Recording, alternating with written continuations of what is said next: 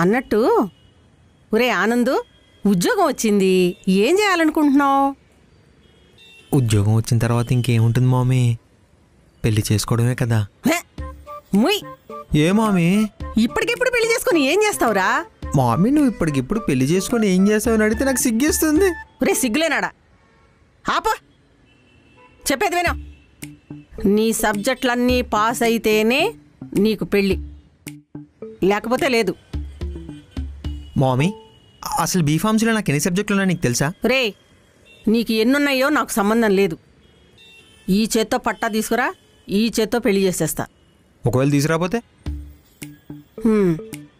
మిషనోడి దగ్గరికి వెళ్ళి కొలతలు తీసుకొని కాషాయ బట్టలు కుట్టిస్తా.